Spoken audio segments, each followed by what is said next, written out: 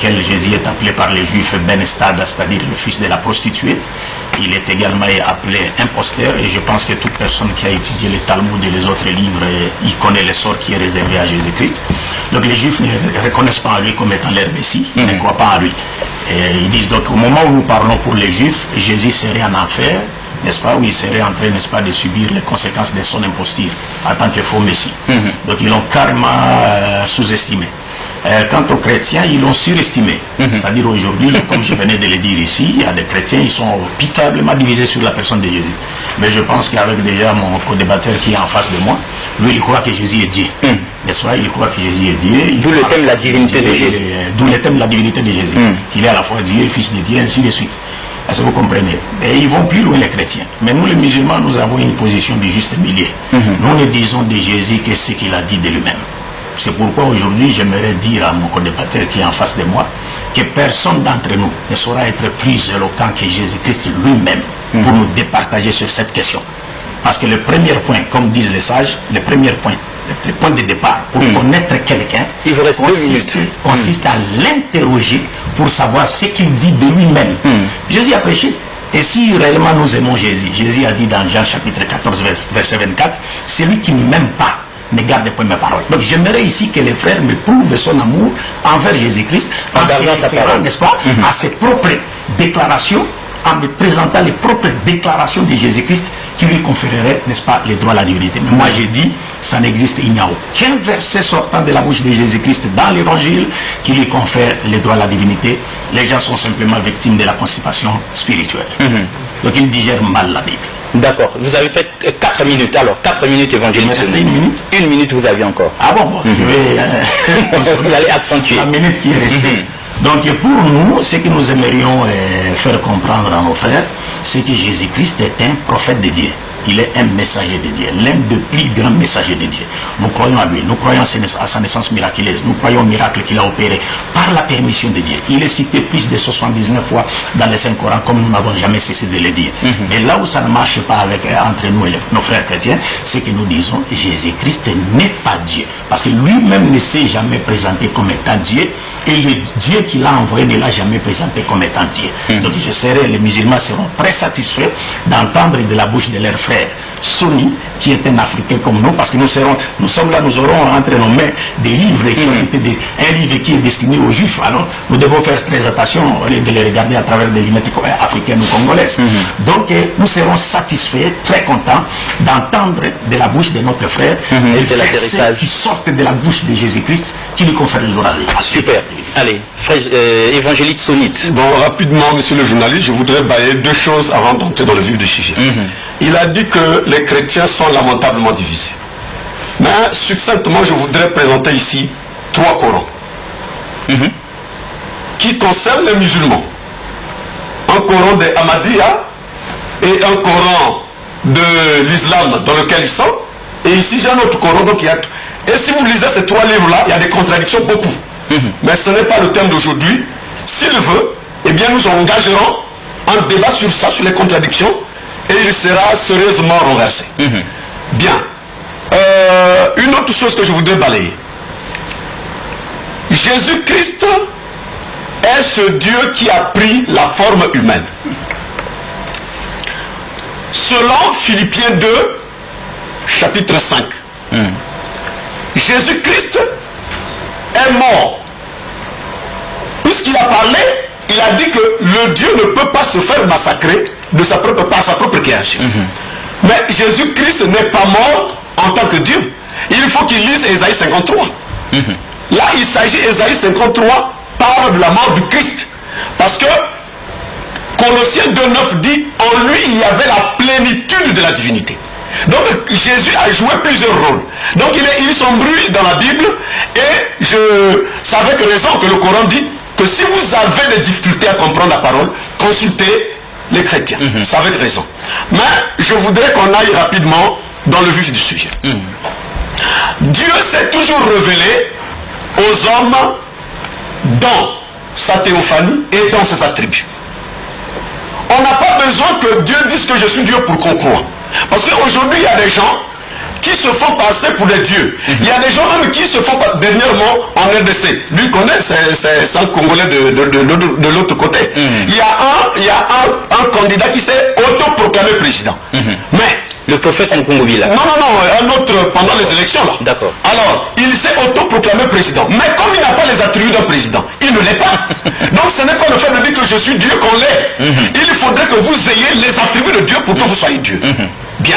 Alors donc je vais rapidement ouvrir la Bible. Vous avez dans Jean chapitre 8.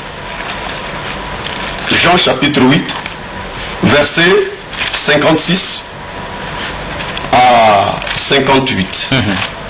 Je m'excuse. Jean chapitre 8, verset 56 à 58. Je lis. Abraham, votre père, a tressailli de joie de ce qu'il verrait mon jour. Il a vu et il s'est réjoui. Les Juifs lui dirent, tu n'as pas encore 50 ans et tu as vu Abraham. Jésus leur dit en vérité, je vous le dis, avant qu'Abraham fût, je suis. Alors, les Juifs étaient scandalisés pour d'entendre Jésus dire que je fus avant qu'Abraham fût, moi je suis. Alors, ça, les Juifs étaient scandalisés. Bon, maintenant, il faut chercher dans l'Ancien Testament le texte dans lequel Jésus-Christ se réfère. Parce qu'une fois, dans l'émission qu'il a faite avec Yala, il a menti. Quand il a dit, même le prophète Mohammed a dit qu'avant Adam, moi je fus. Dans le Coran, ça n'existe pas, c'est un menteur. Vous voyez donc, à tout bout de champ, il ment. Alors donc, il faut rechercher dans l'Ancien Testament, Genèse chapitre 18. Genèse chapitre 18. Genèse chapitre 18, verset, je vais lire les 3 premiers versets. 1 minute il reste, oui.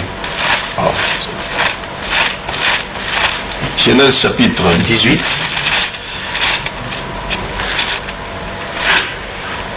Genèse chapitre 18. Oui, l'Éternel lui apparut parmi les chênes de Mamré. Comme il était assis à l'entrée de sa tente pendant la chaleur du jour, il leva les yeux et regarda, et voici 3 hommes étaient debout près de lui. Quand il les vit, il courut au-devant d'eux, puis depuis l'entrée de sa tente, il se prosterne. Là, il s'agit de l'Éternel. J'avais dit que Dieu prend toujours un corps théophanique pour se manifester aux hommes. Je vais le demander dans le Coran. Parce que dans le Coran, il y a des hommes qui ont vu Dieu face à face dans la chair. Dans le Coran. Dans le Coran, je vais le démontrer. D'accord. Alors, donc, c'est des vérités que lui ne peut pas nier. Super. Alors, Abdul Madine, 5 minutes et quelques secondes. Oui, je voudrais d'abord... si pas supplier mon frère, mais lui demander de rendre un peu ces débats classiques et professionnels. C'est-à-dire au lieu d'utiliser des termes menteur, ça ne sert à rien. Faisons de sorte que ces débats soient adultes, professionnels, classiques. D'accord. N'est-ce pas? Et vous l'avez entendu, d'abord je ne laisserai pas passer cela parce qu'il a fait allusion en disant, c'est une parenthèse, il y a 3 Corans qui se contredisent, mais je les mets au défi de me montrer une seule contradiction dans les 3 Corans, dans le texte original en arabe. Je les mets au défi. S'il me montre une seule contradiction dans le texte original en arabe, je m'agenouille devant lui, il me baptise ici et je lui promets de porter une croix qui pèsera 20 kilos en cuivre pour manifester ma nouvelle foi chrétienne. Un seul verset dans les 3 Corans, dans le texte original en arabe. Parce qu'il est simplement victime des traductions. Et nous savons que dans la critique littéraire, qu'est-ce qu'on a appris? Toute traduction est trahison de l'original. Nous-mêmes, nous les musulmans, nous savons qu'il y a des fausses traductions du Coran. C'est pourquoi le Coran est le seul livre, je ne voudrais pas ici lire ce qui est écrit par rapport à la Bible. Vous pouvez regarder l'introduction de la Bible, Tombe, Jérusalem, comme français Coran. Les textes originaux de la Bible en hébreu n'existent plus. Mais les textes originaux du Coran en arabe existent. Et si vous voulez montrer des contradictions dans le Coran, il faut les lire en arabe. Et nous sommes là pour vous apprendre cela, Inch'Allah. Heureusement qu'il est en train de chercher à se faire tristement célébrer. 2. Je l'ai mis au défi de me montrer un seul verset sortant de la bouche de Jésus qui lui confère le droit à la divinité. Bien sûr, il a cité Jean chapitre 8, j'y reviendrai. Mais il a commencé par citer Paul dans Philippiens, qui n'a même pas compris. Parce que Paul n'a jamais conféré à Jésus les droits à la divinité. Paul lui-même dit dans 1 Timothée 2,5, il n'y a qu'un seul Dieu et un seul médiateur entre Dieu et les hommes, Jésus-Christ homme. Et Paul dit dans 1 Corinthiens chapitre 11 verset 3, je veux cependant que vous sachiez que Christ est le chef de tout homme, l'homme est le chef de la femme, et est le chef de Christ. Paul a été plus que clair, et je l'ai compris encore d'autres. D'abord, je vais donner un cadeau. Regarde, je vais lire un verset dans Galates chapitre 1. C'est un passage de Paul. Galates, avant qu'on ne frise les poissons par sa propre graisse, selon Jean chapitre 8, qu'il a cité, mais qu'il ne comprend pas. Galates chapitre 1 nous dit ceci. Paul dit, Paul, apôtre, non de la part des hommes, ni par un homme, mais par Jésus-Christ et par Dieu le Père qui l'a ressuscité d'entre les morts. Il dit par Dieu le Père qui l'a ressuscité d'entre les morts. Il faut être loufoque pour croire que Jésus-Christ est lui-même le Dieu qui l'a ressuscité d'entre les morts. Il faut être loufoque.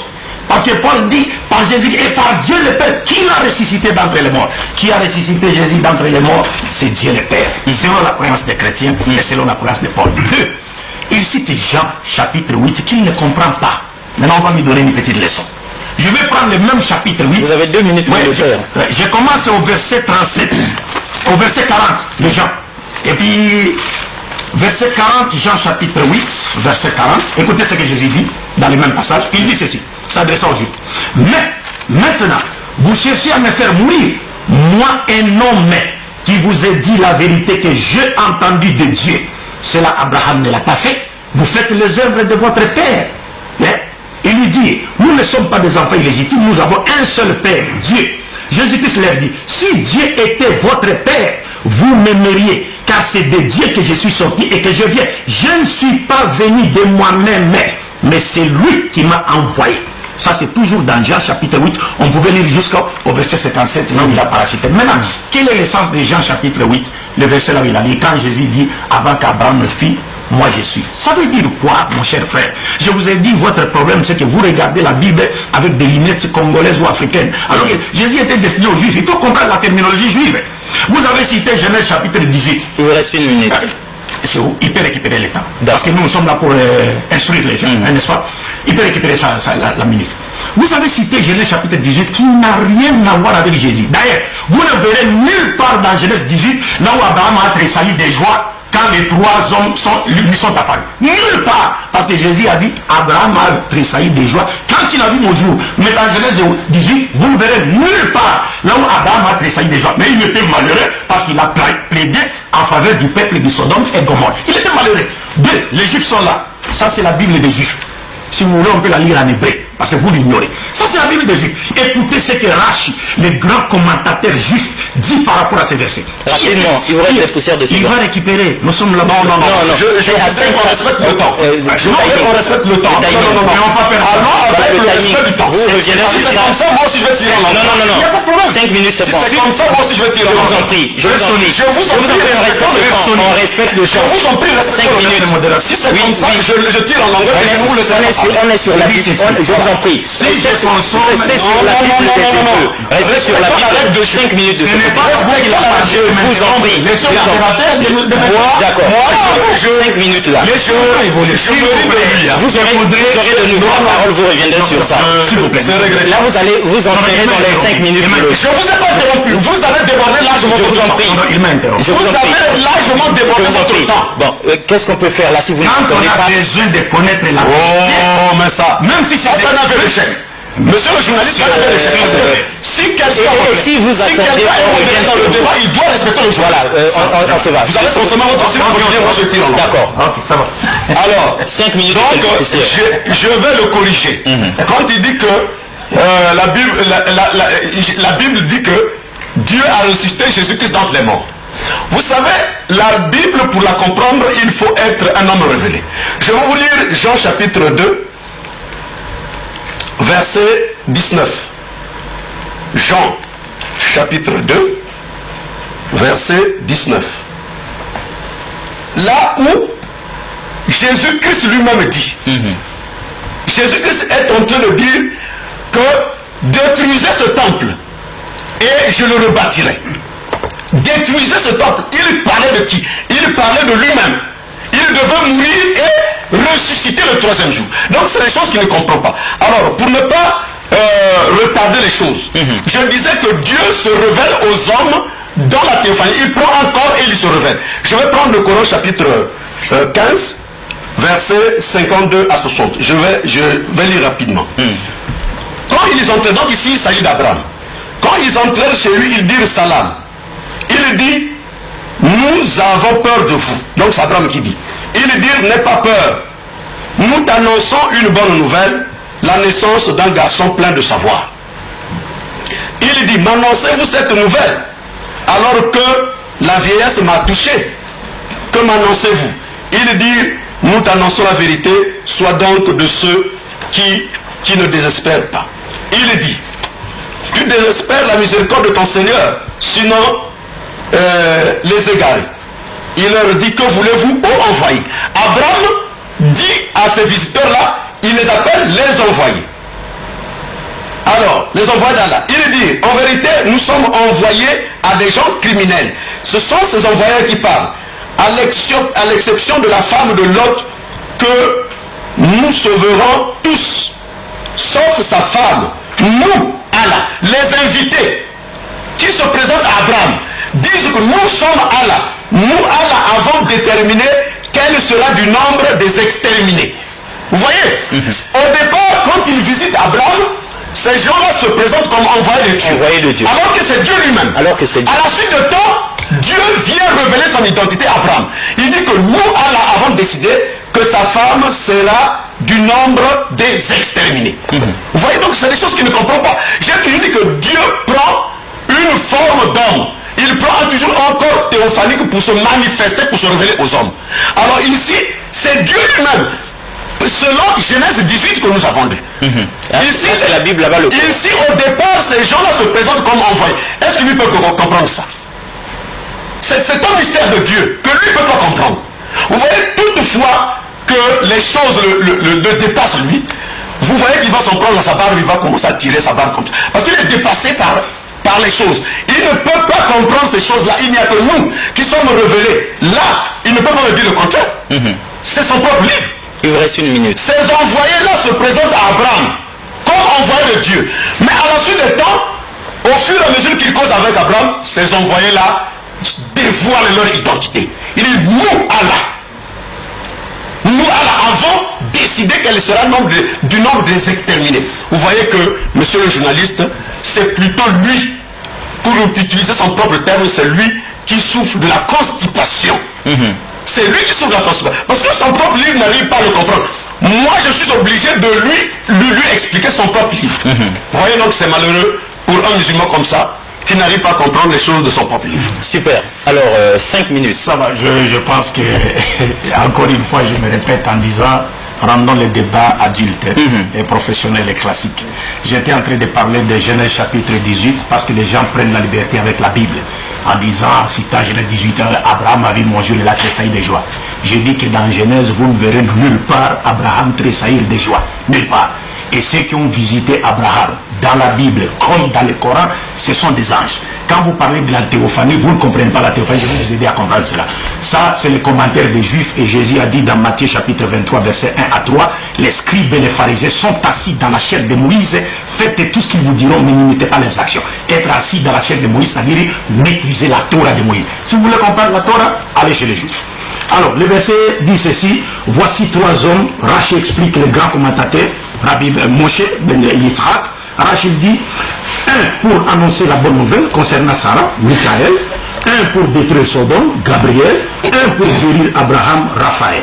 Donc pour les Juifs même, vous n'entendrez jamais de la bouche d'un Juif vous dire que là, c'est Dieu qui était littéralement venu sur la terre. Non, mon frère, les mouvements de monter, descendre, aller, revenir, partir, sortir, ça sont des mouvements qui appartiennent aux créatures, qui n'ont rien à voir avec les créateurs qui créent toutes choses par son ordre de soi et c'est. Il n'a pas besoin de cela. Mais simplement, vous ne comprenez pas parce que vous êtes victime de l'ignorance de l'anthropomorphisme. C'est-à-dire, lorsqu'on attribue à Dieu des formes humaines, vous ne comprenez pas l'essence. Deux, quand vous avez parlé d'Abraham, Jésus dit avant qu'Abraham fît, moi je suis. Mais c'est simple. Je vous ai dit ici dans Luc chapitre 16, verset 19, vous descendez jusqu'en bas. Jésus nous raconte l'histoire du riche et pauvre Lazare. Il dit, le riche quand il était mort et le pauvre Lazare, le riche a demandé à Abraham à ce qu'on lui fasse revenir encore au monde pour qu'il fasse de bonnes œuvres. Mais Abraham a refusé, a dit, c'est pas pratiquement impossible. Il a insisté. Abraham a dit, ils ont Moïse et les prophètes. Comment Abraham a-t-il su qu'il y a un prophète qui est venu après lui, qui s'appelait Moïse? Parce que Jésus dit, votre père Abraham a vu mon jour. Voir le jour de quelqu'un ne voudrait pas dire être son contemporain. Voir le jour de quelqu'un veut dire il a eu une révélation de la part de Dieu que le Messie viendra. Il a vu le Messie par révélation. N'est-ce pas quand les chrétiens présentent le Messie, Jésus, ils disent il est de la postérité d'Abraham. Lorsque Dieu dit dans la Bible que toute l'humanité sera sauvée à travers la postérité d'Abraham, les chrétiens disent cette postérité, il s'agit de Jésus. Encore faut-il se poser la question, comment voulez-vous que Dieu soit de la postérité d'Abraham? Dieu peut-il être une postérité d'Abraham? Alors, donc Abraham a vu Moïse, il n'a même pas cité nommément Jésus, mais il cite nommément Moïse. Il dit, ils ont Moïse et les prophètes qui les écoutent. Comment a-t-il su qu'il y a un prophète qui est venu après lui qui s'appelait Moïse? Simplement parce que les gens ne comprennent pas le langage des prophètes dans la Bible. Et il cite un verset du Coran, mon frère. Vous ne verrez nulle part dans ces versets du Coran, dans son texte, je le mets encore au défi, quand nous lisons les textes originaux, vous ne verrez nulle part là où Dieu dit dans les textes coraniques Nahnu Allah. Ça n'existe pas dans le Coran, ça. Mais Dieu a toujours utilisé le pluriel, comme il a utilisé dans la Bible. Le pluriel de majesté, pas le pluriel d'ensemble. Et il envoie ses anges, ce sont ses envoyés qui sont là quand vous parlez de la théophanie. C'est là où vous ne comprenez pas ce que c'est que la théophanie. Nous, musulmans, nous croyons à cela. Mais quand on parle de la théophanie, l'apparition, la manifestation de Dieu, ça veut dire quoi? Le messager de Dieu, qu'il soit Jésus, Mohammed ou tous ces autres messagers de Dieu, ils sont la théophanie de Dieu. Parce qu'ils sont les centres où la volonté de Dieu est connue. Si vous voulez connaître la volonté de Dieu, il faut aller vers ces messagers. Ces messagers deviennent la manifestation de Dieu, pas l'incarnation de Dieu. Quand on dit Dieu a pris un corps, vous êtes en train de nous enseigner l'hindouisme. La parole de Dieu n'a rien à voir avec l'hindouisme, parce que l'incarnation, c'est un être spirituel qui s'incarne dans un corps matériel. Dieu est contre cette idée-là. Dieu a prêché la manifestation, qui n'a rien à voir avec l'incarnation, parce que ce sont des concepts qui sont en flagrante contradiction. La manifestation reflète les principes sans pour autant être les principes. C'est comme le fait qui reflète la cause sans pour autant être la cause. On ne peut pas dire du fait de le fait qu'il est la cause. Non, le fait est la cause, mais le fait n'est pas la cause. Et la cause existe sans le fait. Voilà comment on explique la théophanie. Ce sont des leçons élémentaires dans les domaines des religions comparées qui nous échappent. Je reviens sur mon défi. Une minute, il vous reste. Je vous lis quelques passages de Jésus, rapidement.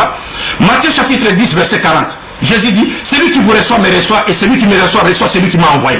Marc 9, 37. Jésus dit, quiconque reçoit à mon nom un de ces petits enfants me reçoit moi-même, et quiconque me reçoit non pas moi, mais celui qui m'a envoyé. Jésus dit dans Luc chapitre 4, verset 18, l'Esprit du Seigneur est sur moi, parce qu'il m'a oint pour annoncer une bonne nouvelle aux pauvres. Il m'a envoyé pour guérir ceux qui ont le cœur brisé, ainsi de suite. Luc chapitre 4, verset 43, Jésus dit ceci, mais il leur dit, il faut aussi que j'annonce aux autres villes la bonne nouvelle du royaume de Dieu, car c'est pour cela que j'ai été envoyé. Dans Jean chapitre, je saute un peu les points rapidement. Je saute dans Jean chapitre 12, verset 40.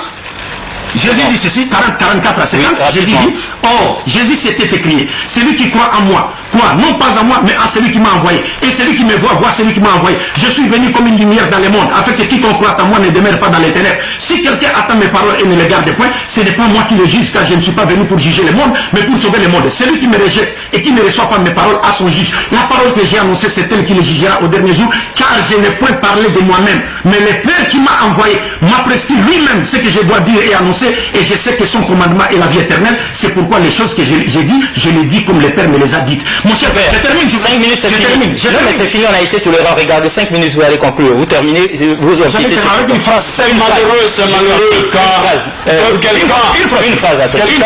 La phrase c'est laquelle? Oui. Dans tous les passages que je viens de vous citer, c'est plus de 50, dans lesquels Jésus se présente comme étant celui qui a été envoyé par Dieu. Mais en tout cas, si Jésus est Dieu lui-même, alors qu'il se présente ici comme celui qui a été envoyé par Dieu, mais il n'y aura pas de plus grand hypocrite que le monde n'a jamais connu comme Jésus. Super. Parce qu'il sait qu'il a dit Dieu. Monsieur le journaliste, oui, c'est un évangéliste. C'est vraiment dangereux. Est-ce que lui, monsieur Abdou Madid, est plus explicite que le Coran? Le Coran ici nous parle de ces envoyés qui sont venus à Abraham. Au départ, ils se sont présentés comme envoyés. Mais à la suite de temps, ils ont révélé leur identité. Dans les chapitres. Vous ne connaissez pas? Non, dans les chapitres. Vous êtes docteur, vous ne connaissez pas le Coran. Dans les chapitres, vous ne connaissez pas la citation. Vous ne connaissez pas la citation. C'est malheureux. C'est malheureux. Alors, donc ici, il est tout simplement qu'on lui apprenne que l'envoyé de Dieu, c'est son propre envoyé. Dieu peut s'envoyer lui-même. Parce que ici nous avons, les textes est clair. D'abord, le Coran dit, dans la sourate 41, verset 3, que le Coran est un livre clair. Le Coran est un livre clair. Donc les versets du Coran sont clairs. Lui, quand il dit qu'il faut lire les textes originaux, mais c'est malheureux. Donc ces théologiens qui ont expliqué, qui ont traduit ce Coran, ils sont moins intelligents qu'Abdoul. C'est regrettable qu'il puisse nier son propre livre. Dire ici qu'il faut chercher les textes originaux. Donc ici, c'est pas de l'original. Donc c'est un livre modifié. C'est malheureux. C'est malheureux. Tu fais la honte des musulmans. Franchement. Alors ici, le texte dit bien que quand Abraham a reçu ces hommes, ils se sont présentés comme envoyés. Mais au 60e verset, ici, les envoyés dévoilent leur identité. Ils disent nous Allah. Ils sont en causerie avec Abraham. Ils disent nous Allah avant de déterminer quel sera du nombre des exterminés. Ce sont ces envoyés-là. Alors pour l'aider à comprendre, je vais prendre Zacharie chapitre 2. 2 minutes. Zacharie chapitre 2, verset 10 à 11. Je lis. Pousse des cris d'allégresse et réjouis-toi, fille de Sion. Voici, je viens et j'habiterai au milieu de toi, dit l'Éternel. Retiens bien ça, monsieur Abdul Majid. Retiens bien ça. Dit l'Éternel. Beaucoup de nations s'attacheront en ce jour-là à moi et deviendront mon peuple. J'habiterai, c'est Dieu qui parle. J'habiterai au milieu de toi, fille de Sion. Et tu sauras que l'Éternel des armées m'a envoyé. Mais c'est un langage divin. Les choses spirituelles, on ne peut pas les comprendre mécaniquement. Monsieur Abdoul doit faire école. Monsieur Abdoul, parce que la Bible dit, si vous n'êtes pas révélé, vous ne pouvez pas comprendre les choses de Dieu. Je vais encore lire un verset du Coran. Coran, chapitre 57, verset 3. Coran, chapitre 57, je vous en prie. Verset 3. Voilà. Ici on dit, c'est lui qui est le premier, donc Allah, Dieu, qui est le premier et le dernier, le visible et le caché. Le visible, donc Dieu, on peut le voir lorsqu'il se manifeste dans sa théophanie. Il n'a rien à m'apprendre. C'est malheureux. Donc Dieu est visible et invisible. À quel moment il est visible, monsieur le journaliste? C'est lorsqu'il prend un corps théophanique. Il vient se manifester, se révéler aux hommes, comme nous l'avons lu dans le Coran ici. Je ne vais pas lui donner la sourate parce qu'il ne connaît rien. Mais s'il veut, au sortir de là, je vais lui communiquer. Après, vous communiquerez la sourate. C'est un docteur zéro. Super. C'est un minutes, Abdul Majid. Encore une fois de plus, je reviens en interpellant la conscience de mon frère en disant faisons de ce débat un débat adulte, classique, professionnel. Jusque-là, il n'y a pas un seul verset qui nous a été présenté sortant de la bouche de Jésus qui lui confère directement le droit à la divinité. C'est pourquoi on est en train de se distraire en disant n'importe quoi parce qu'on n'a pas de verset. Parce que vous savez, le débat sur la divinité de Jésus peut facilement, cette question-là, on peut facilement répondre à cette question en posant une autre question. Où le Christ a-t-il dit je suis Dieu? Ça ne veut pas. C'est pourquoi il faut aller à touche à tout. On ne connaît rien, on veut parler. 2. Il a dit non, Abdul Majid est aveugle. Celui qui est là, je vais vous montrer le véritable aveugle maintenant dans la Bible. Jean chapitre 9, verset 17. Écoutez le véritable aveugle. Jean chapitre 9, verset 17 nous dit ceci. Et il y a une division parmi eux. Il dit encore à l'aveugle. C'est un aveugle de naissance à qui Jésus a rendu la vie par la permission de Dieu. Mais les gens lui demandent, que dit-il de celui qui t'a rendu la vie? C'est un aveugle de naissance. Hein? Moi et les frères, nous voyons. Il dit, toi, que dit-il de lui qu'il t'a ouvert les yeux? Il répondit, c'est un prophète. Donc, un aveugle de naissance à qui Jésus a rendu la vie, on lui pose la question devant Jésus. Qu'est-ce que tu dis de celui qui t'a rendu la vie? Il répond, c'est un prophète. Un monsieur qui est né voyant, qui voit, on lui demande qui est Jésus, il dit, il est Dieu. Maintenant, entre vous et cet aveugle de la Bible, qui est véritablement aveugle? Vous comprenez, mon cher frère Sonny? Donc, la cécité n'est pas la cécité physique, mais plutôt la cécité spirituelle. Mais l'aveugle qui était devant Jésus, il le présente comme étant prophète, comme l'islam le présente. Et aussi, vous étiez bien sûr en train de blaguer en disant non, quand Abdul-Mahdi n'a pas de réponse, il commence à toucher sa barbe. Vous ne savez pas que Jésus a porté la barbe, mais vous adorez un Dieu qui a porté la barbe comme moi, non? Alors, je reviens en disant ceci. Ce que les frères n'ont pas compris, ils touchent à des versets qu'ils ne comprennent pas. Il parle il dit Dieu prend un corps. Toujours il revient sur la théophanie. J'ai dit il faut comprendre la théophanie. Qu'est-ce que cela veut dire? Oh, Dieu a pris un corps. Écoutez ce que Jésus dit. Dieu prend un corps, il vient. Mais qu'est-ce que Jésus enseigne?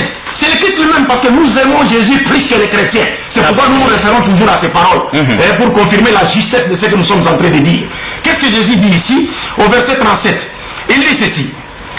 Il dit, moi j'ai un témoignage plus grand que celui des gens, car les œuvres que le Père m'a donné d'accomplir, le Père c'est-à-dire Dieu, m'a donné d'accomplir, ces œuvres même que je fais témoignent de moi, que le Père m'a envoyé. Une fois de plus, il se présente comme étant un envoyé de Dieu. Il dit ceci, il ajoute en disant, il dit, et le Père qui m'a envoyé a lui-même rendu témoignage de moi. Vous n'avez jamais entendu sa voix, ni vu sa face. C'est Jésus qui parle. Lui, on le voit, on entend sa voix. Mais il dit aux gens, vous n'avez jamais entendu sa voix, ni vu sa face. Maintenant, on va lui apprendre le Coran, parce qu'il pense connaître le Coran. Et puis, mais avant de lui citer, il me reste combien de minutes? 2 minutes. 2 minutes. Avant de lui citer le verset du Coran, je prends directement parce qu'il ne comprend pas la théorie. On a expliqué la théophanie comme étant le messager de Dieu qui est le centre où la volonté de Dieu est connue. Je donne directement l'exemple. Écoutez les Juifs qui n'étaient pas des païens, comme mon frère ici présent. Qu'est-ce qu'ils disent dans Luc chapitre 7, verset 16? Ils disent ceci. Ils disent, tous furent saisis, verset 14, tous furent saisis de crainte. Ils glorifiaient Dieu et disaient, un grand prophète s'est levé parmi nous et Dieu a visité son peuple. Vous voyez comment Dieu visite le peuple à travers les prophètes. Maintenant, il a cité le Coran, chapitre 7, 57, verset 3. Là où Dieu s'est décrit comme étant Al-Wahir wal-Batu, c'est-à-dire les manifestes et les cachés. Mais ça veut dire quoi ça? Être les manifestes et les cachés? Parce qu'après vous avez donné la leçon sur la théophanie. Quand on présente Dieu comme étant avoir les manifestes, ça veut dire quoi? Ça signifie Dieu se manifeste à travers ses œuvres qui témoignent de son existence et de son unicité. Alors, al-Batin, le caché, ça veut dire quoi? C'est-à-dire Dieu a la connaissance de toutes choses. Mais lui-même, il restait invisible. Personne ne peut le voir. Mais lui, il voit toutes choses, il connaît toutes choses. C'est pourquoi on appelle Al-Wahiru wal-Batin, qui n'a rien à voir avec les interprétations alambiquées que les frères sont en train de faire ici. Et Jésus confirme cela dans la Bible. Dieu, personne ne l'a vu, ni n'a entendu sa voix, alors que les Christ on était en train de le voir et d'entendre sa voix. Il me reste combien de minutes? 1 minute. Et 1 minute. Merci beaucoup. Je reviens encore sur le verset que j'ai donné avant. Parce qu'il faut vraiment que la terre soit nourrie spirituellement. Ici, je vous donne un verset de Jésus-Christ lui-même. Rapidement, parce qu'il reste des un verset de Jésus-Christ lui-même dans Jean chapitre 20, verset 17. Jésus dit ceci, s'adressant à Marie de Magdala, il lui dit, ne me touche pas, car je ne suis pas encore monté vers mon Père, mais va vers mes frères et dis-leur que je monte vers mon Père et votre Père, vers mon Dieu et votre Dieu. Super. Le Dieu de Jésus, c'est notre Dieu à nous. Super. Alors, cela n'amène pas la divinité, c'est un langage divin. 5 minutes. Alors, Jésus-Christ a dit dans Jean chapitre 8, verset 42, pourquoi ne comprenez-vous pas mon langage? Donc, M. Abdul-Mahdi a un problème de langage avec Jésus. C'est tout. Son aveuglement se situe là seulement. Donc, en rentrant chez toi, va consulter ce verset-là. Jean chapitre 8, verset 42. Alors il a triché, je vous ai dit que c'est un menteur. Il a triché il dit que Dieu est manifeste et caché. Il est en train de faufiler avec les termes. Lisez ici, mais je suis sur le journaliste. Là où j'ai souligné. Comme ça, ceux qui nous suivent chez eux vont bien écouter. D'accord. Il est le premier et le dernier, visible et caché. Alors pourquoi voulez-vous virguler? C'est là où les textes sont. Oh, mes enfants, c'est votre corps, mais c'est votre livre. Nous y croyons. Mais pourquoi vous voulez camoufler ça? Mais ça veut dire quoi être manifesté? Pourquoi vous voulez camoufler? Mais vous voulez éviter ce terme-là. Vous dites le manifeste. Ici on dit le visible et l'invisible. Alors donc, monsieur Abdul-Mahdi, vous avez intérêt à prendre. Je continue ma défense. Je vais prendre la Bible dans Ésaïe 35, verset 4 à 5. Dites à ceux qui ont le cœur troublé, prenez courage, ne craignez point. Voici votre Dieu, la vengeance viendra, et la rétribution de Dieu, il viendra lui-même et vous sauvera. C'est Dieu qui parle. C'est une prophétie de Dieu par Ésaïe qui dit que Dieu viendra lui-même dans un corps théophanique, dans un corps de chair. Il habitera parmi vous et il vous sauvera. Cela est confirmé dans le Coran, chapitre 59, verset 2. Coran, chapitre 59. 59, je vous en prie. Vous avez 3 minutes. 59, verset 2. Et je vais lire. C'est lui qui a expulsé de leur maison ceux parmi les gens du livre qui ne croyaient pas lors du premier exode. Vous ne pensiez pas qu'ils partiraient. Et ils pensaient qu'en vérité leur forteresse les défendrait contre Allah. Mais, suivez bien, mais Allah est venu à eux. Allah est venu à eux. Donc, vous ne pouvez pas... C'est le Coran qui parle. Ça, c'est en rapport avec Ésaïe 35. Là où Dieu donne la prophétie par son prophète dit, Dieu viendra et habitera au milieu de vous et il vous sauvera. Et ensuite, je vais continuer la lecture, monsieur le journaliste. 2 minutes. Au verset 5, il dit ceci. Alors s'ouvriront les yeux des aveugles, s'ouvriront les oreilles des sourds, alors les boiteux sautera. Donc il cite les signes par lesquels on reconnaîtra que le Dieu promis dans les Écritures est arrivé. Alors, comment devons-nous comprendre cela dans la Bible? Matthieu chapitre 5, chapitre 11, pardon. Matthieu chapitre 11. Matthieu chapitre 11. Oui. Verset 4. Jésus répondit, allez rapporter à Jean ce que vous entendez et ce que vous voyez. Les aveugles voient, les boiteux marchent, les lépreux sont purifiés, les sourds entendent, les morts ressuscitent, la bonne nouvelle est annoncée. Donc ça, c'est l'accomplissement de Ésaïe 35. Et le Coran vient appuyer ça dans la sourate, le Coran chapitre 59, verset 2. Allah est venu à eux. Mais enfin, donc, monsieur Abdul Madid ne comprend, il fait un effort de ne pas comprendre. Il sait dans son cœur que je dis la vérité. Mais il a honte de le témoigner devant ses frères. Sinon il sera rejeté. Monsieur Abdul Madid, n'ayez pas honte de reconnaître que votre livre, le Coran, a parlé des choses claires qu'aujourd'hui je suis en train de vous enseigner. Je peux continuer, monsieur? 1 minute, il vous reste. Des poussières. Alors, donc là j'ai parlé de la théophanie. Je vais parler des attributs maintenant. Des poussières, rapidement. Des attributs. Le premier attribut, c'est que le Coran dit dans le chapitre. Les attributs. C'est en pile.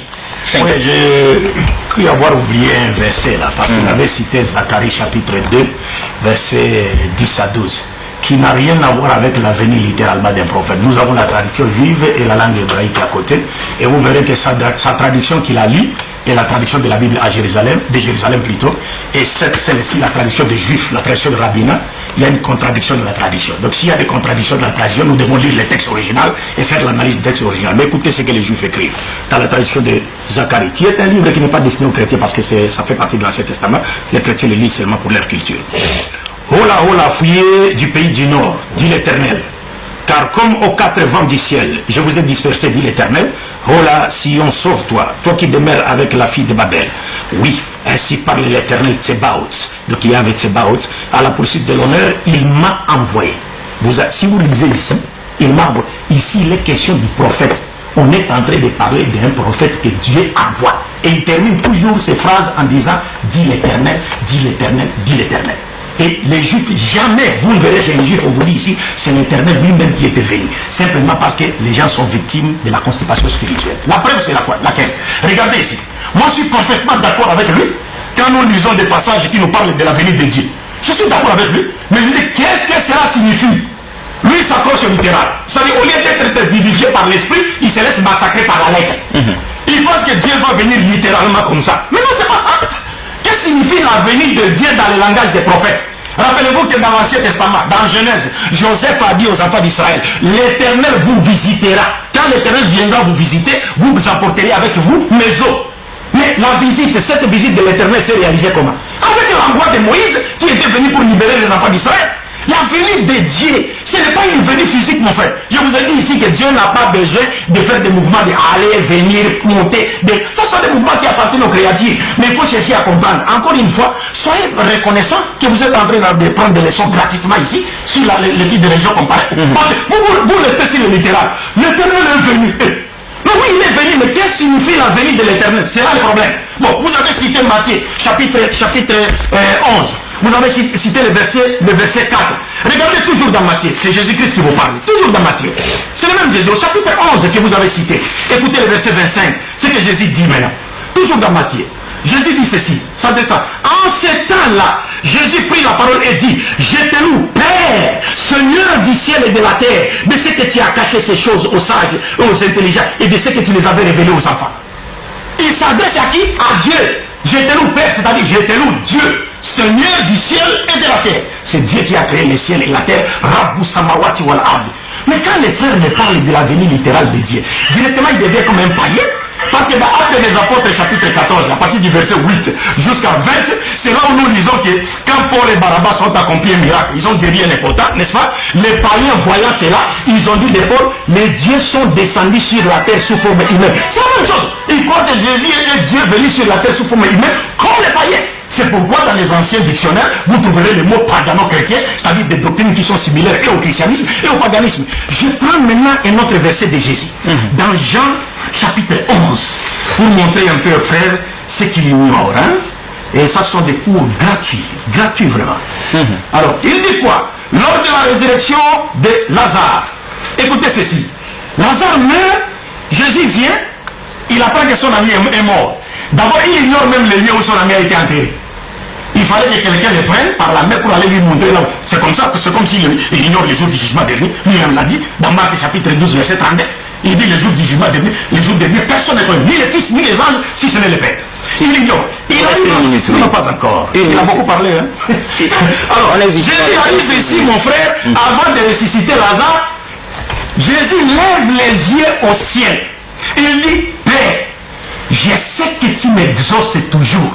Mais si je parlais ainsi, c'est à cause de la foule qui est ici. Afin qu'elle croie, c'est toi qui m'as envoyé. Mais ses frères, un païen, mécréant, il ne veut pas croire que Dieu a envoyé Jésus. Jésus te dit, je t'ai envoyé. Lui, il continue à dire, Jésus est Dieu. Vous savez que Jésus était descendant d'Abraham par Isaac. Les Arabes sont descendants d'Abraham par Ismaël. Donc ils sont des cousins de Jésus. Donc vous adorez les cousins des Arabes. Vous adorez les cousins des Arabes. Est-ce que vous comprenez? Donc c'est plus que clair. Nous disons, il n'y a aucun verset dans lequel Jésus s'est conféré le droit à la divinité. Les gens sont simplement victimes de la constipation spirituelle parce qu'ils digèrent mal la Bible. Et il ne faut pas confondre la Bible avec le Coran. Si nous interprétions le Coran comme vous le faites avec la Bible, on aurait créé beaucoup de mosquées. Vous voyez, chez vous les chrétiens, quand quelqu'un dort, il se réveille le matin, il se déclare prophète. Mais chez nous, ça n'existe pas ça. Parce qu'il faut avoir fait des études, de longues années pour apprendre le Coran. Super. On atterrit là. D'accord, mesdames et messieurs, pour que vous vous positionniez bien et que vous compreniez, parce que lorsque vous êtes en train de voir parler, regarder Abdul Madid, son regard est orienté quelque part parce que vous ne voyez que les 3 personnes sur le plateau, mais ici, en face de nous, il y a 16 personnes attentives, des chrétiens et des musulmans, et donc le débat est suivi et par les 16 qui sont en face de nous, derrière les caméras, et par tout le monde à la maison. Donc, le regard d'Abdul Madid s'explique parce qu'au fait, il s'adresse à la fois à nous et à ceux qui sont dans le studio. Comprenez ça. Allez, la réplique. Monsieur le journaliste, nous n'avons jamais refusé que Jésus-Christ est l'envoyé de Dieu. C'est un mystère. Nous n'avons jamais refusé ça. Nous n'avons jamais refusé que Jésus-Christ est prophète. Mais Colossiens 2,9 dit en lui, il y a la plénitude de toute la divinité. Moi, je lui ai pris un exemple dans son propre livre, le Coran. Là où Dieu vient visiter Abraham. Au départ, il se présente comme envoyé. À la suite des temps, il se dévoile. Il dévoile son identité. Il dit, moi je suis Dieu. Vous voyez, là il tombe. Il ne peut pas se tenir debout ici. Il va tomber. Il ne peut pas se tenir debout dans son propre livre. Il va tomber parce que là, il n'y a pas de soutien. Il ne peut pas se mouvoir ici. Alors, moi, je dis ceci, que c'est plutôt lui qui doit apprendre auprès de moi parce qu'il y a un verset du Coran qui lui confère le droit de consulter les chrétiens. Bien. Alors, dans Matthieu chapitre 11 que j'ai lu, donc plutôt dans Ésaïe 35, on a donné les signes qu'il devait mettre en évidence ce Dieu-là lorsqu'il visiterait son peuple. Alors Jésus-Christ est venu et il a opéré ce miracle. Par ce miracle, nous avons compris. Tout le peuple a compris que c'est lui Dieu dont la prophétie a été faite dans Ésaïe 35. Donc M. Abdul Madid ne comprend pas. Maintenant je passe au... Je vais relever quelque chose plutôt, avant de passer aux attributs. Vous savez, dans ces petits jeux, j'ai suivi beaucoup de ces bandes. Hein. Il avait souvent dit que non, comment vous pouvez prier un Dieu qui prie. Hein, Dieu prie, bon, Dieu prie, comment vous pouvez. Mais dans son propre livre, hein, le Coran chapitre 33, verset 43, on a dit là-bas que Allah prie. Vous pouvez lire ça, parce que moi je cours derrière le temps, je dois faire l'économie de mon temps. Vous avez 3 minutes. Allah prie. Vous comprenez? Dans le Coran. Dans le Coran, je donne ceux qui sont à la maison peuvent consulter le Coran. Donc ça n'annule pas la divinité de Jésus. Il a toujours répété ça. Maintenant, s'il se tient dans la vérité, qui le défend de ça? Parce que je vais le brandir son propre livre. Là, il ne peut pas se mouvoir ici, je vous assure. Bon, il y a une deuxième chose qu'il disait souvent. Il dit non, parce que Jésus-Christ a dit, je ne connais ni l'heure ni le jour, seul le Père. Là aussi, je vais le corriger tout à l'heure. Dans le Coran, chapitre 10, verset 21, le Coran dit que au dernier jour, les anges vont informer Dieu, vont informer Allah. Parce que lorsqu'un croyant marche à gauche, à droite, il a des anges qui prennent note de tout ce qu'ils font. Et au dernier jour, ces anges-là vont présenter ces actions-là à Dieu. Donc leur Dieu est censé ne pas savoir ce qui se passe sur la terre des hommes. Donc il ne peut pas revenir sur ces arguments parce que dans ce livre ici, il ne peut pas se mouvoir. Là, je le lui interdis, il ne peut pas se mouvoir ici. S'il essaie, il tombe. Vous lui interdisez le Coran? Non, je le lui interdis parce qu'il ne peut pas se mouvoir. J'ai pris le Coran chapitre 15, verset 52 à 60, où les visiteurs d'Abraham au départ se présentent comme envoyés. Ça, c'est là la clé toute la clé. C'est là où il tombe. Alors il ne peut pas se mouvoir. Donc je profite. Les attributs, le premier attribut, c'est que dans le Coran chapitre 4, verset 171, le Coran dit que Jésus-Christ est la parole de Dieu. J'évite de fouiller les... Ils peuvent ici, si je mens, ils peuvent le contester. Dans le Coran chapitre 4, verset 171, le Coran dit que Jésus-Christ est la parole de Dieu. Mais que cela signifie? Mais la parole de Dieu, c'est Dieu lui-même. Ça, c'est un attribut fort. Est-ce que M. Abdul Madid, tel qu'il est là, il peut faire la distinction entre lui et sa parole? Mais la parole d'Abdul Madid, c'est Abdul Madid lui-même. On ne peut pas dissocier la parole d'avec sa personne. Ça, s'il essaie de se mouvoir là, il va tomber encore. Il va tomber. Donc, cela, cette vérité, je la tiens dans Jean chapitre 1er. Au commencement était la parole était avec Dieu, et la parole était Dieu. Super. Confirmé dans le Coran chapitre 4, verset 171. Qui dit que Jésus-Christ est la parole de Dieu. Super. Et Apocalypse 19, verset 13. Super, Abdul Madid. Ça va, vous savez ce que j'étais en train de dire, c'est que quand on n'a pas d'argument, on essaie, n'est-ce pas, de distraire les téléspectateurs en citant des passages qu'on ne maîtrise pas. Premièrement, je lui cite le Coran chapitre 2, verset 186. Il est dit ceci: et quand mes serviteurs t'interrogent sur moi, alors je suis tout proche. Je réponds à l'appel de celui qui me prie quand il me prie, qu'il réponde à mon appel et qu'il croit en moi, en fait qu'il soit bien guidé. Et Dieu est appelé dans le Coran Al-Alimul Khabir, c'est-à-dire celui qui connaît tout. Avant que ça n'arrive, il connaît tout. Et le verset dit, il est plus proche même de l'homme que sa veine jugulaire. Est-ce que vous comprenez? Mais quand il parle des anges qui écrivent, mais il ignore que la Bible nous parle des livres sur lesquels seront inscrites les actions des hommes.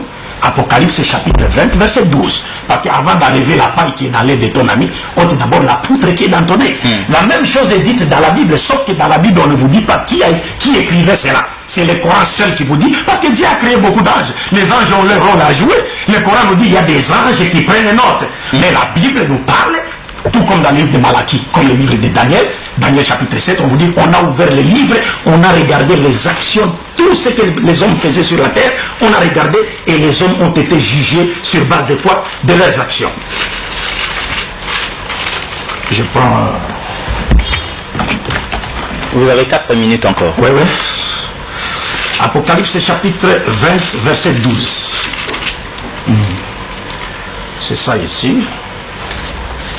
Les jugements derniers. Ensuite, il est dit, ensuite, je vis les morts, grands et petits, debout devant les trônes.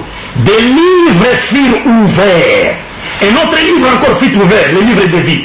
Les morts furent jugés selon ce qu'ils avaient fait, d'après ce qui était écrit dans le livre. Ça, c'est la Bible. Mais vous seulement dans la Bible ignore qui écrivent les actions des êtres humains. Aucun verset ne dit dans la Bible qui vous dit que ce sont les anges qui écrivent ça. Mais le Coran nous dit, les anges ont pour rôle d'écrire nos actions. Et ce ne sont pas dans des livres comme ça, mon cher frère. Parce que si aujourd'hui nous avons des iPads, pensez-vous qu'au ciel, il y a des livres physiques comme ça? Non, ça a un sens, parce que le mot livre a un sens très large, que ce soit en arabe, que ce soit en hébreu. Mais la même réalité est dite dans la Bible. Bon, il a parlé encore de quoi? Il a fait allusion à quoi? Il a fait allusion à la prière. Mais c'est trop malheureux. Il dit que Allah prie dans le Coran, là, mais c'est trop malheureux. La prière d'Allah dans le Coran, c'est la prière sur les prophètes. La prière des anges, c'est la prière sur les prophètes. La prière des croyants, c'est la prière sur les prophètes. Adam n'adore pas les prophètes, les anges n'adorent pas les prophètes, ni nous les musulmans, nous adorons les prophètes. Mais pour Jésus, c'est la prière adressée à Dieu. Il adore Dieu. Il ne peut pas être lui-même Dieu et puis s'adorer lui-même. Luc chapitre 6, verset 12. Et puis on va expliquer ce que signifie Allah prie sur les prophètes. 2 minutes. Luc chapitre 6, verset 12, la Bible nous dit clairement ceci. 6, 12. En ce temps-là, Jésus s'est rendu à la montagne pour prier. Et il passa toute la nuit dans la prière à Dieu. Jésus prie Dieu, il adore Dieu. Mais Allah n'adore pas les prophètes. Ni il ne demande aux musulmans d'adorer les prophètes. Aucun musulman n'adore les prophètes. Et un musulman qui adore les prophètes, il meurt, il va en enfer. Qu'est-ce que signifie Allah prie sur les prophètes? Il faut comprendre les langues. Et d'ailleurs, le mot, si on lui posait même la question, quel est le terme utilisé dans les textes originaux? Il ne sait pas. Il ne sait pas. J'ai le nom au défi. Quand on dit Allah prie les prophètes, ça dit il verse sa miséricorde sur les prophètes. Les anges, ils demandent des invocations pour que Allah verse sa miséricorde sur les prophètes. C'est ainsi, nous les musulmans, même quand nous commençons, vous avez suivi même Moussa Zgolo quand il fait ses prédications sur la chaîne nationale, il dit, je le fais ici moi, j'implore à Dieu de verser sa miséricorde sur son messager Mohammed. Ça n'a rien à voir avec une prière dans le sens de rendre culte à Mohammed. Mais Jésus rend culte à Dieu. Il a cité le Coran 4, 71, en disant, voilà, et le Coran appelait Jésus la parole de Dieu. Mais encore faudra-t-il connaître ce que signifie la parole de Dieu. Parce que le même verset est le fait. Parce que dans le même verset, Dieu nous dit, est-ce que je peux lire le verset? Oui, c'est votre droit. Il vous reste des poussières de secondes. Ah bon, sinon je vais citer le verset. Dans le même verset, Dieu est en train de faire des réponses aux chrétiens en leur disant, n'exagérez pas dans votre religion. Le Messie, fils de Marie, n'était qu'un messager de Dieu. Ne dites pas de lui qu'il est Dieu, ou ne dites pas aussi qu'il y a 3 personnes en Dieu. Cessez de le faire. Parce que si l'amour vous trouvez dans cet état, vous allez rentrer en enfer. Le Messie n'est qu'une parole que Dieu a jetée à qui? À Marie. Qu'est-ce que signifie le Messie est appelé la parole de Dieu? Lui dit, la parole d'Abdelmadid. C'est Abdelmadid? Oui. Mais entre Abdelmadid et la parole, qui est le fait, qui est la cause? Qui fait que l'autre existe? C'est la parole qui fait que moi j'existe, ou c'est moi qui fait que la parole existe? C'est la question que je vous pose. Vous allez avoir une leçon maintenant. Super. Qui fait que la parole existe? Qui est le fait, qui est la cause? Parce que vous ne comprenez rien. Super. Alors après cela, je vais donner l'essence de la parole. Prier, c'est s'adresser à un être suprême. Qui lise la définition de la prière dans le dictionnaire. Prier, c'est s'adresser à un être suprême. Donc, quand on a pris, il doit s'adresser à un être suprême. Alors donc, il triche avec son propre livre. Allah prie. Donc voilà pourquoi je dis que cela n'annule pas la divinité de Jésus-Christ, parce que ici Jésus-Christ est venu comme serviteur de Dieu. Nous ne le nions pas. C'est un mystère que personne ne peut comprendre si on n'est pas révélé par le Saint-Esprit. Il a cherché à débattre avec des gens pleins du Saint-Esprit. Nous sommes là. Donc voilà pourquoi nous enseignons son propre livre. Vous voyez? Bon, maintenant, j'ai dit que Jésus-Christ est la parole de Dieu. Il ne peut pas, lui, me donner la différence entre lui et sa parole. Il ne peut pas. Je vais donner. Lui et sa parole, il ne peut pas. Je vais donner. La parole d'Abdul Madid, c'est Abdul Madid. La parole est ici. Parce avec vos paroles, si vous proférez des injures contre quelqu'un, il vous amène à la justice. Mais au travers de votre parole, on vous saisit. On vous met en prison. Parce que votre parole est liée à vous. C'est indissociable. Il ne peut pas dire le contraire ici. Donc, il est en train de nous amuser. Moi, je vais continuer avec les attributs. Les attributs que Jésus-Christ a dans le Coran et dans la Bible sont les attributs de Dieu. Et j'ai dit que Dieu n'a pas besoin de dire que moi j'ai Dieu, moi je suis Dieu pour qu'on croit en lui. On croit en Dieu à base de ses attributs. Sans les attributs de Dieu, Dieu n'est pas Dieu. Voilà. Alors, Jésus-Christ est sans péché, puisque c'est un attribut de Allah. Je vais prendre le Coran chapitre 62, 3 minutes. verset 1er. Celui qui est dans les cieux et celui qui est sur la terre glorifie Allah, le souverain, le pur, le puissant, le sage. C'est un attribut, la pureté. C'est un attribut réservé à Dieu. Mais si vous trouvez quelqu'un avec les attributs de Dieu, c'est qu'il est Dieu. Mais sur la terre des hommes, il n'y a pas un seul prophète qui a ces attributs-là, en dehors de Jésus, qui est le prophète par excellence, parce que c'est lui-même Dieu. Bon, donc le Coran, chapitre 19, verset 19, je cite seulement, ils vont lire. Le Coran, chapitre 19, verset 19, dit que Jésus-Christ est pur, il est sans péché. En dehors des grands prophètes, je peux citer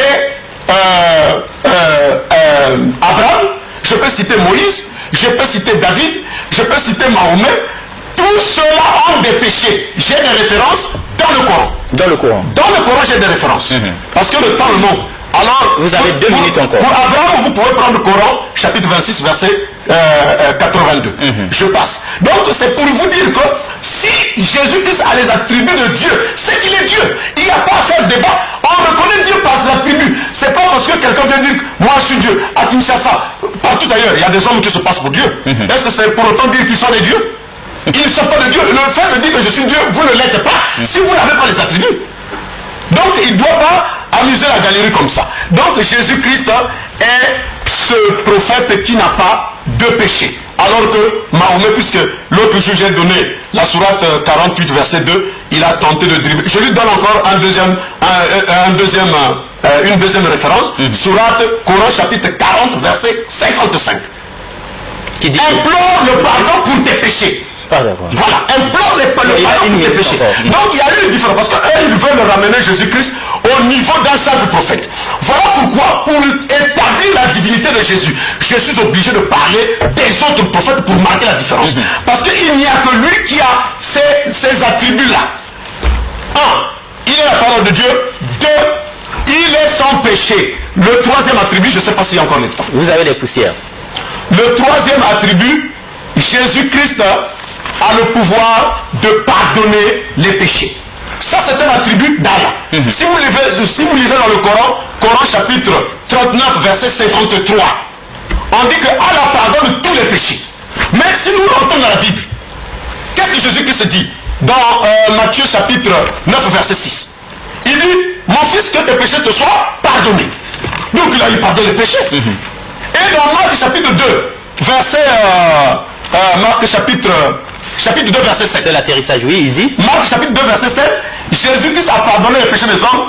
Et les gens, les juifs, connaissant qu'il n'y a que Dieu qui peut pardonner les péchés, il dit, qui es-tu? Car il n'y a que Dieu qui a le pouvoir de pardonner les péchés. Mais le monsieur était déjà pardonné. Voilà sa grâce. Super. Je vais continuer avec les attributs. La réplique. Alors je reviens encore sur les versets du Saint-Coran. On a beaucoup joué avec ces versets. Donc j'ai promis de lire ces versets aux téléspectateurs qui nous suivent.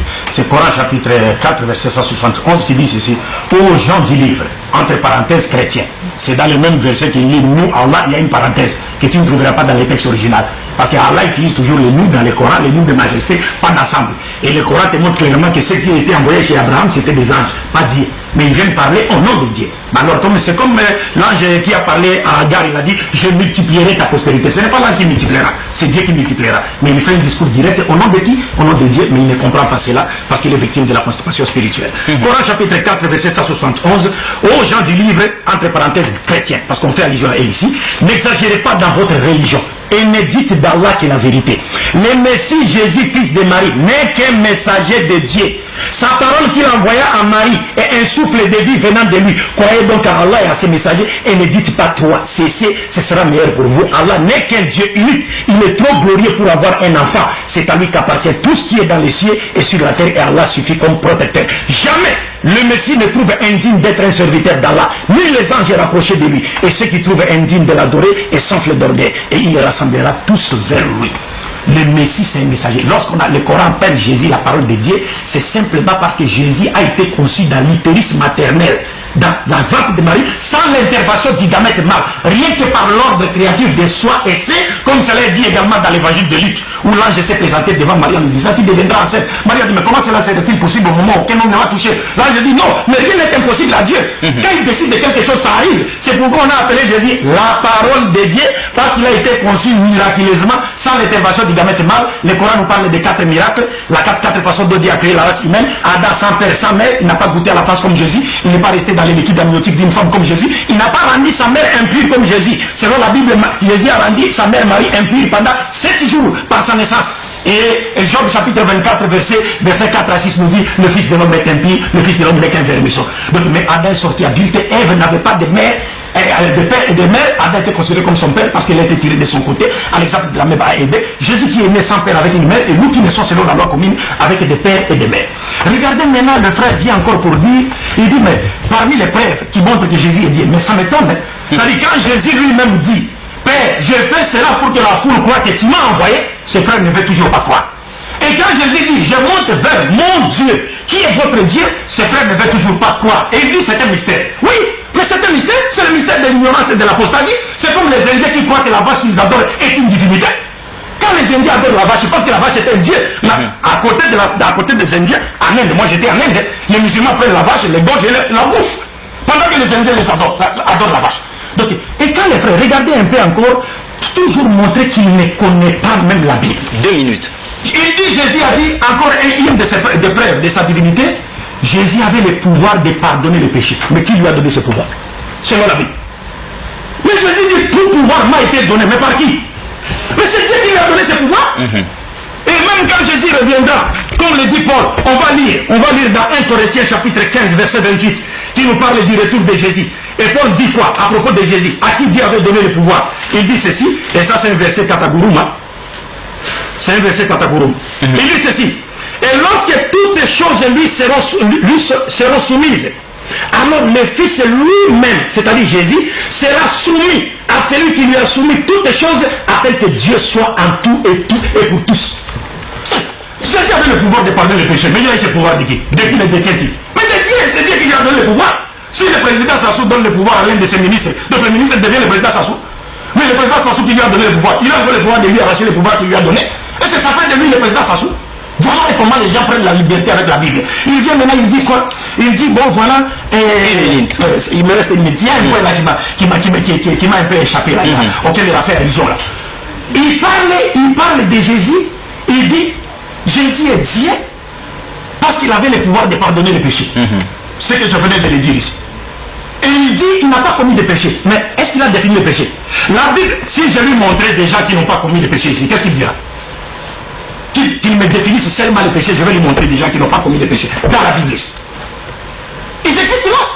Parce que le péché c'est quoi? Le péché c'est la transgression de la loi divine telle qu'elle est définie par la Bible elle-même. Mais je lui montrerai ici des gens qui n'ont pas commis de péché. Est-ce qu'ils sont sans péché? Les prophètes également ont commis des péchés? Super. Les prophètes ne commettent pas de péché. Super. Vous êtes simplement victime de votre propre ignorance. Voilà. C'est-à-dire que c'est malheureux. Simplement c'est malheureux. Non, c'est lui qui est victime de son ignorance. Le journaliste. J'ai bien dit que Jésus-Christ n'a commis aucun péché. Nous avons lu le Coran. Sourate 19, verset 19. J'ai dit que tous les prophètes, Abraham, Moïse, David, Mahomet, tous c'est des pécheurs. Et j'ai évoqué cet attribut divin dans le Coran. Dans le Coran, la sourate 39, 53 dit que Allah est pur. Allah pardonne les péchés. Donc si vous voyez quelqu'un en train de pardonner les péchés, c'est que c'est lui Dieu. Parce que même les Juifs étaient étonnés de voir un homme en train de pardonner les péchés. Ils ont dit, qui prétends-tu être? Puisqu'il n'y a que Dieu qui pardonne les péchés. Donc franchement, Monsieur Abdul Madid doit faire école. Alors je continue avec nos attributs parce qu'il risque de me retarder dans les choses. Bon, dans le Coran, chapitre 57, verset 3, on a dit que Allah a dit que je suis le premier et le dernier. C'est Allah, c'était l'attribut. Je suis Allah a dit que je suis le premier et le dernier. Et dans Apocalypse chapitre 1er, verset 18, Jésus-Christ dit je suis le premier et le dernier.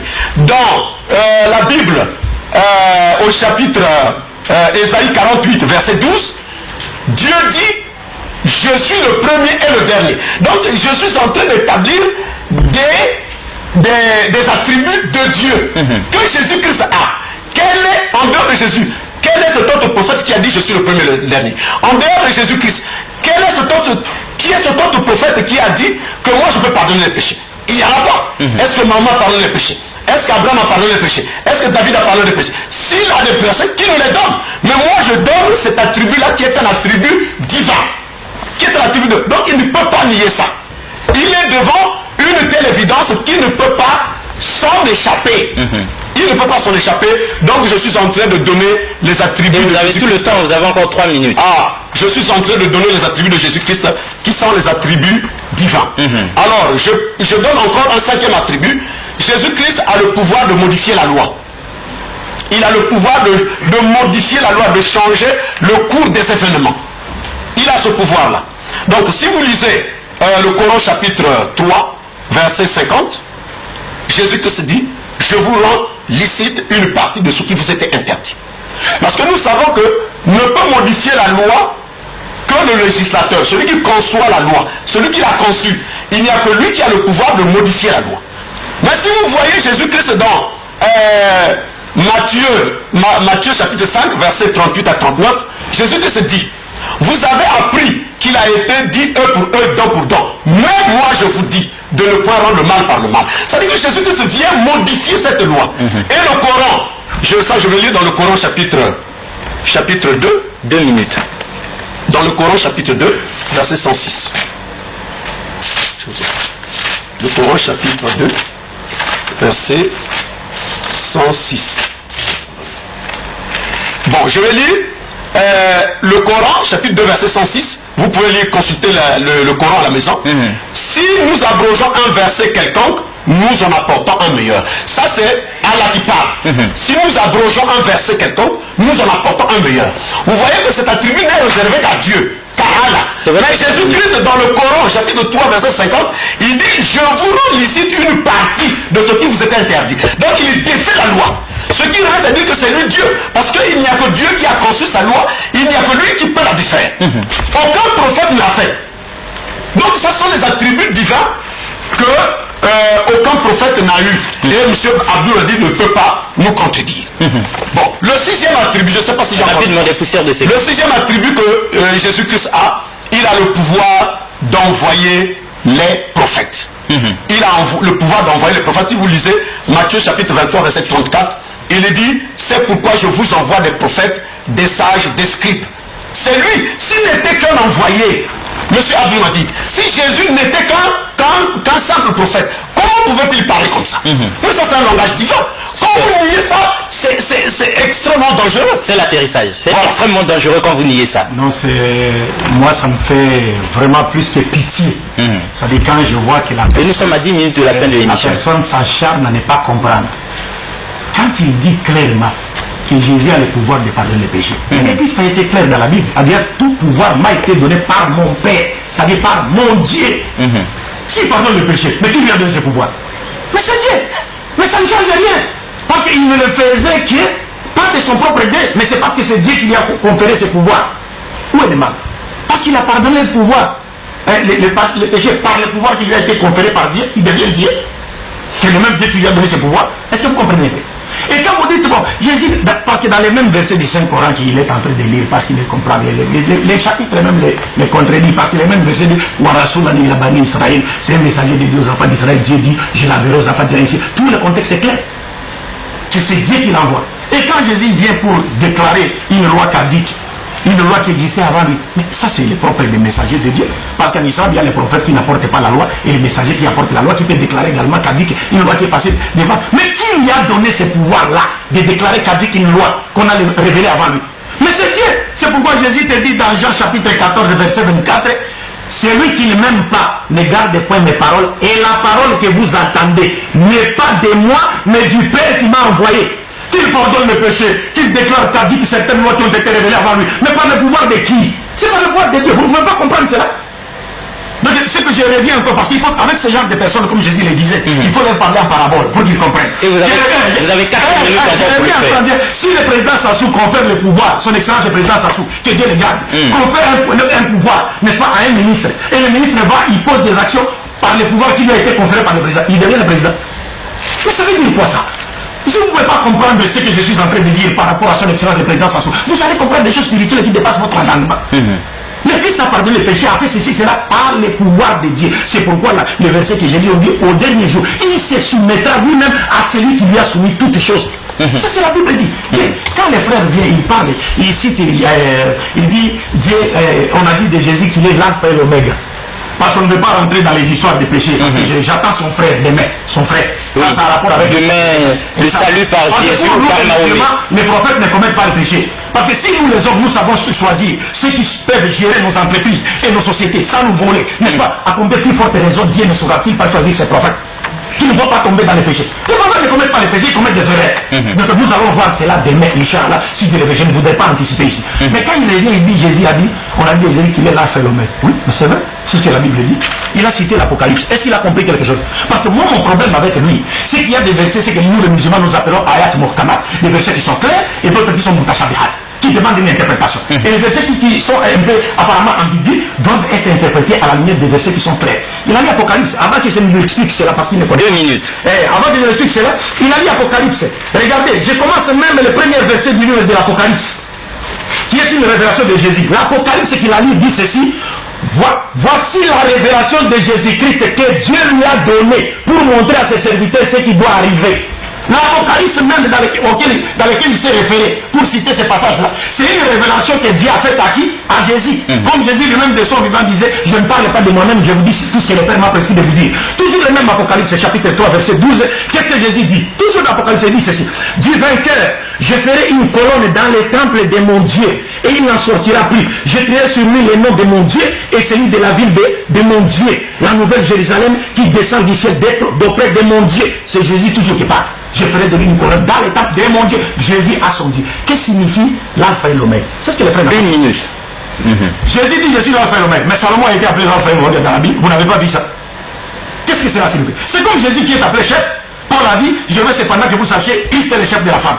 L'homme est le chef de Christ est le chef de l'homme, l'homme est le chef de la femme, Dieu est le chef de Christ. C'est le même mot, mais avec 3 entités différentes. Dieu est appelé le roi des rois, Nabucodonosor le roi des rois, Artaxerxès le roi des rois, Jésus est appelé le roi des rois. Mais ça veut dire quoi? C'est le même mot avec 3 sens différents. Dieu est appelé l'alpha et l'oméga. Mais le verset qu'il a lu, Jésus dit, je suis l'alpha et l'oméga. J'étais mort, mais maintenant je suis vivant. Un Dieu qui était mort, parce que le Dieu de l'islam qui est l'alpha et l'oméga, c'est celui-là qui ne meurt pas. Et c'est celui qui a ressuscité Jésus. Selon Paul, dans le chapitre 1, verset 1 à 2. Le Dieu de nos pères a ressuscité Jésus que vous avez prié, vous avez tué.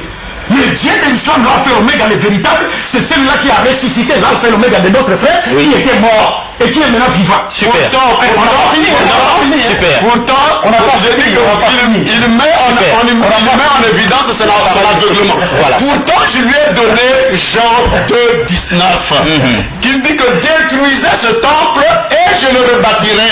C'est un langage, M. Abdoul a tout simplement un problème de langage avec Jésus-Christ. Il ne comprend pas. Alors, quand il dit que Jésus-Christ est la parole, parce que c'est Dieu qui a déclaré dans le ventre de Marie, mais si cela en est le cas, mais Jésus-Christ n'a pas, dans ce cas-là, Jésus-Christ n'est pas le seul à être créé par la parole. Mais Dieu a créé beaucoup de choses par la parole. Les forêts, l'eau et tout ça, là, les étoiles. Mais qu'il me montre un seul verset dans le Coran qui dit que les étoiles, c'est la parole de Dieu. Puisqu'il a tout créé par la parole. Vous voyez donc, ils s'embrouillent là-bas, ils s'embrouillent. Ils ne peuvent pas se mouvoir dans le Coran. Alors, je continue avec les attributs de Dieu. 4 minutes. Avec les attributs de Dieu. Je prends le Coran chapitre 56, verset 1 à 8. Je vais lire. Quand l'événement, le jugement arrivera, nul ne traitera sa venue de mensonge. Il abaissera les uns, il élèvera les autres.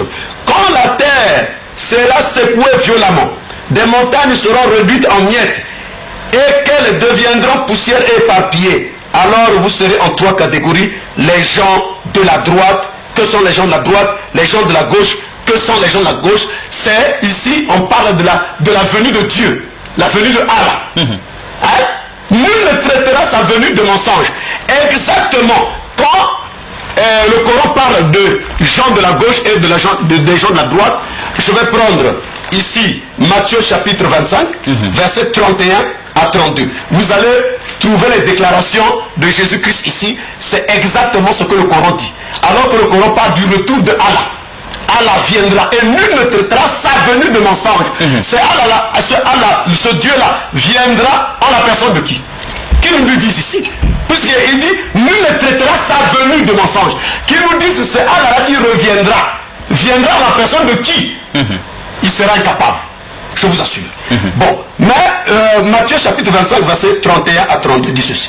Le Fils de l'homme viendra dans sa gloire avec tous ses anges, comme il est dit ici dans le Coran. Avec tous ses anges, il s'assiera sur son trône de gloire.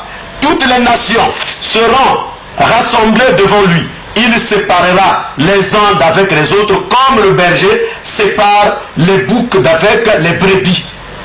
Il mettra les brebis à sa droite et les boucs à sa gauche. Exactement ce que nous lisons ici. Alors vous serez en trois catégories, les gens de la droite et les gens de la gauche. Donc ça, c'est des concordances que lui ne peut pas nier. C'était l'attribut divin. Est-ce que lui il peut nier ça? Il peut refuter ça. Alors j'ai dit aussi qu'il confond quand Jésus-Christ dit mon Père, je suis envoyé de Dieu. Mais dans le Coran même, je lui ai montré dans le Coran un verset coranique qui dit que les envoyés sont venus à Abraham. Ces envoyés-là étaient Dieu. Et à la suite de leur causerie, ces envoyés ont dévoilé leur identité. Ils se sont montrés comme Dieu, comme Allah. Est-ce qu'il lui peut contester ça? Durant tout le débat, il n'a pas contesté. Il n'a pas refuté ça parce que c'est des vérités qui restent comme ça. Personne ne peut changer ça. Vous voyez, donc, il s'embrouille. Quand Jésus-Christ dit mon Père, nous ne nions pas que Jésus-Christ est le Fils de Dieu. Mais c'est le Dieu, la Bible dit qu'en lui habite toute la plénitude de la divinité. Si vous dites que Jésus-Christ est prophète, nous disons Amen. Si vous dites que Jésus-Christ est envoyé de Dieu, nous disons Amen. Si vous dites que Jésus-Christ est le Fils de Dieu, nous disons Amen. Si vous dites que Jésus-Christ est le messager de Dieu, nous disons Amen. Jésus-Christ est le Messie de Dieu, nous disons Amen. Jésus-Christ est tout ce que la parole de Dieu, nous disons Amen. Mais tout ça là, il a la plénitude de la divinité, donc Dieu. Parce que les attributs que j'ai donnés ici, les 6 attributs là, aucun prophète n'a ces attributs là. Si Jésus-Christ était un simple prophète, donc Mahomet devait avoir ses attributs, donc Abraham devait avoir ses attributs, je suis encore dans mon temps. Donc Moïse devait avoir ses attributs, donc David devait avoir ses attributs. Or tous ces grands prophètes là que cite le Coran, il n'y a que Jésus-Christ qui a les attributs divins. Alors donc j'ai dit que Dieu n'a pas besoin de dire que je suis Dieu pour que nous croyions en lui. Quelqu'un qui dit que je suis le président de la République, s'il n'a pas l'impérium, après de faire cette déclaration. Super. Alors c'est à la fin, on est arrivé à la fin de l'émission. 1 minute de conclusion, 1 minute de conclusion. Une minute de conclusion. Il est 20h, on est arrivé à la fin de l'émission. C'est la conclusion, vous avez une. Mais on a fait 5, sans discontinuer. 5, une, et puis on atterrit. Sinon on n'arrivera pas à la fin. 1 minute de conclusion, je vous en prie. Mais c'est-à-dire on a fait des questions-réponses, papa, on a fini. 1 minute, je vous en prie. Résumez votre pensée en conclusion, 1 minute. Les musulmans ont organisé ce débat et je pense que vous savez très bien ce qu'on a fait. C'était une réplique à ce qu'il était en train de dire, mais vous avez mal clôturé les débats. Parce qu'il fallait une réplique. Vous avez très mal clôturé les débats. Vous avez tout le temps, il y a eu. Vous avez tout le temps. Je vous en prie. Si vous revoyez les images, attendez Abdul, je vous en prie. Attendez d'abord, je vous en prie. Si vous revoyez le film, vous verrez qu'il y a eu 5 jusqu'à la fin. 1 minute de conclusion et 1 minute de conclusion. Je veux dire simplement ceci, que le frère ne veut simplement pas comprendre. Alors, quand on a parlé du retour de la venue de Dieu, il ne s'agit pas d'une venue physique. C'est comme on a parlé de la venue d'Élie, mais ce n'est pas Élie le physique qui est venu. Jésus a présenté Jean-Baptiste comme étant l'Élie qui devait venir. Donc lui, il voit venir physique, il pense que c'est Dieu qui vient physiquement. 2, il a cité Matthieu chapitre 25, qui n'a rien à voir avec ce que le Coran dit. Écoutez Matthieu 25 de 34 qui dit ceci, alors le roi, c'est-à-dire Jésus, dira à ceux qui seront à sa droite, venez, vous qui êtes bénis dès mon Père, recevez le royaume qui a été préparé pour vous avant même la fondation du monde. Venez vous qui êtes bénis dès mon Père, c'est-à-dire dès mon Dieu. Encore une fois de plus, le passage auquel il s'est référé ne confère nullement à Jésus-Christ le droit à la divinité. Et le frère était incapable de nous montrer un seul verset sortant de la bouche de Jésus qui lui confère le droit à la divinité. Mais il s'est épargné. Je vous ai montré les attributs. Je vous ai montré les attributs. Alors, donc je lui ai montré les attributs de Dieu qui sont les attributs de Jésus-Christ. J'ai donné 6 attributs. Je le mets au défi qu'il me montre parmi tous ces prophètes-là.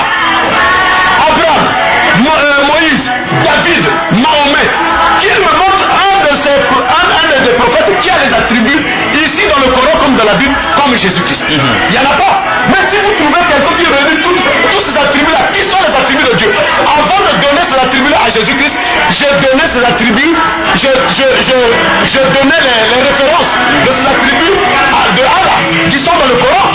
Et lui a été tout simplement incapable de démontrer que ces attributs-là, les autres prophètes aussi pouvaient les avoir. D'accord. Alors, cela dit, mesdames et messieurs, super. Cela dit, mesdames et messieurs, nous arrivons à la fin de cette émission. C'était donc avec plaisir la divinité de Jésus. Et donc, pour en découdre une fois pour tous, pour toutes avec ce thème, nous avions eu Abdul Madid à notre gauche et Sonit Zola à notre gauche. Et donc, pour en finir, et la pensée du jour, c'était donc, il y a un temps pour se battre et un temps pour débattre. Ce qui vient d'être fait. Au revoir et à la prochaine. Mais demain, ne manquez pas, 22h, après les lots comètes de DRTV, il y a donc l'affrontement final entre Abdul Madid et le frère Jérémie qui avait osé le défier. Et alors ce sera le salut entre Mahomet et Jésus. D'où viendra-t-il? Mais encore un 3e épisode dans l'air, parce qu'Abdul Madid pourrait affronter le docteur Bosco Ben Youssef dans ce thème de quelle origine est le christianisme et l'islam, du christianisme et de l'islam, quelle est la religion d'origine satanique. Au revoir et à la prochaine.